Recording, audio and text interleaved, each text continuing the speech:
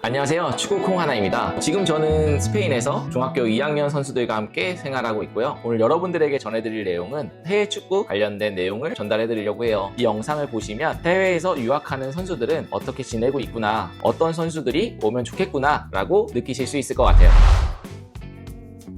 한 가지 주제를 가져왔는데, 그 주제는 스페인에서 축구를 하면 정말 축구 선수로서 기회가 있을까요? 라는 질문을 한번 얘기해 보려고 해요. 제 개인적인 견해가 잠겨있기 때문에 참고만 해주셨으면 좋겠고요. 이렇구나 라고만 생각해 주시면 좋겠습니다. 제 개인적인 생각으로는 해외가 축구 선수로서 클 수 있는 환경이 더 잘 되어 있다고 생각을 해요. 물론 그 기회는 성실을 해야 되고 노력해야 되고, 그리고 실력이 어느 정도 있어야지 그 기회를 잡을 수 있다고 생각을 해요. 해외에서 한다고 누구나 다 성공하는 건 아니니까요. 노력과 성실함은 한국이든 해외이든 꼭 필요한 요소라고 생각합니다. 제가 스페인에서 축구 유학생들을 봤지만 한국 스타일과 맞지 않거나 주전 경쟁에서 다소 밀렸거나 또는 뭔가 확실한 임팩트가 없거나 이런 친구들이 유학을 선택하는 경우가 많았어요. 그래서 그런지 상위 리그에서 뛰는 한국 선수를 잘 보지 못했던 것 같아요. 또는 처음에 상위 리그에 들어갔지만 점점 하위 리그로 떨어지는 경우도 같습니다. 왜일까요? 왜 이렇게 상위 리그로 못 들어가거나 상위 리그 들어갔다 해도 떨어지는 경우가 많은지에 대해서 한번 얘기를 해볼게요. 스페인에서는 언어, 생활, 식단, 개인 훈련까지 이 모든 걸 혼자서 해내야 해요. 이걸 잘 해내지 못하면 실력이 있어도 점점 뒤처지게 되죠. 즉 여기서도 경쟁에서 밀리게 됩니다. 그럼 어떻게 하면 해외에서 살아남을 수 있고 어떤 선수들이 나오면 좋을지에 대해서 한번 얘기해 볼게요.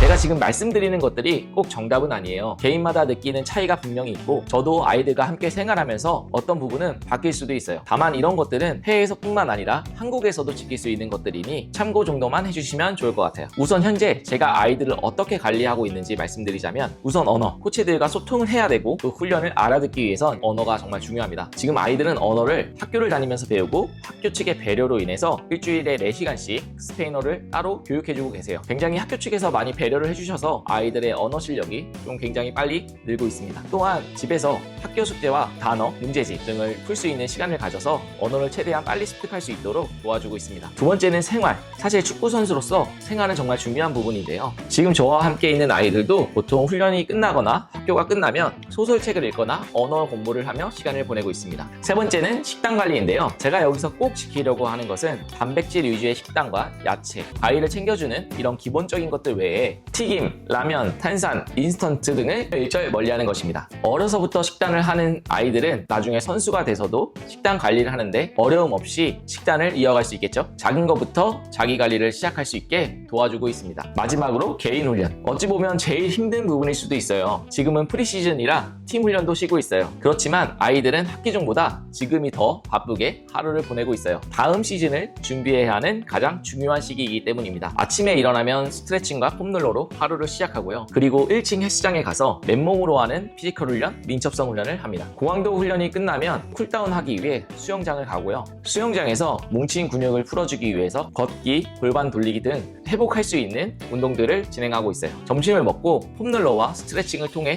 다시 한번 몸을 이완시켜주고요. 스페인은 낮잠 시간이 있어서 2시간 정도 낮잠을 자고 있습니다. 낮잠 시간이 끝나면 2시간 정도 기본기 훈련을 하고 있고요. 기본기 훈련이 끝나면 또 쉬었다가 2시간 정도 선수의 장점을 만들기 위한 훈련을 진행하고 있습니다. 이렇게 팀 훈련이 없는 프리시즌에 개인 훈련을 통해 다음 시즌, 즉 9월에 있을 시즌을 정말 잘 준비하는 것이 중요한데요. 그 이유가 스페인은 리그가 시작되면 매주 경기가 있기 때문에 고강도 훈련을 하기에는 시간이 부족하고, 또한 시즌 중에 너무 많은 시간을 투자해서 훈련을 하기가 어려워요. 그렇다 보니 프리시즌 때 보완해야 될 점, 장점을 만들어야 될 것, 필요한 기본기들을 최대한 많이 해야 되는 시기라고 생각해 주시면 될 것 같아요. 지금 이렇게 운동이 가능한 이유가 회복과 휴식의 개념을 정확하게 알고 이 부분을 게을리하지 않기 때문이라고 생각해요. 하지만 이렇게 해도 실력이 부족하다면 이곳에서도 버티기 힘들어요. 당연히 경쟁에서 밀리게 되죠. 스스로 훈련하고 관리하고 버텨낼 수 있는 선수여야만 기회가 있다고 생각해요. 지금 저와 함께 있는 2명의 선수는 언어, 식단, 팀 훈련, 개인 훈련, 피지컬, 스트레칭, 회복까지 하나하나 매일 관리하며 생활하고 있어요. 이게 되지 않는다면 저는 스페인 유학을 단호하게 추천하지 않습니다. 이 모든 걸 스스로 할 수 있다면 스페인 유학을 추천드립니다. 그리고 한 가지 중요한 차이, 스페인은 보통 주 3회 훈련을 하고 주말에는 한 번의 리그가 있는데요. 훈련 시간도 1시간 반으로 생각보다 짧은 훈련 시간을 가져가고 있습니다. 이렇게 팀 훈련이 적기 때문에 자기 주도적으로 훈련할 수 있는 능력이 없다면 해외에서는 계속 경쟁에서 밀리게 돼요. 가장 중요한 건 선수의 의지, 선수 스스로 할 수 있는 성실 성실함, 노력 이런 게 필요하다고 생각이 됩니다. 막연히 해외 축구 유학을 선택하시기보단 우리 아이의 성향을 파악하는 게 가장 중요하다고 생각을 하고요. 그 성향이 자기 주도적으로 꿈을 위해 노력하는 선수라면 저는 해외 축구 유학을 추천드립니다. 기회는 분명히 있어요. 하지만 그 기회는 잘하는 선수에게 주어집니다. 그리고 그 잘하는 선수는 재능이든 노력으로든 채워야 돼요. 이 영상이 현재 스페인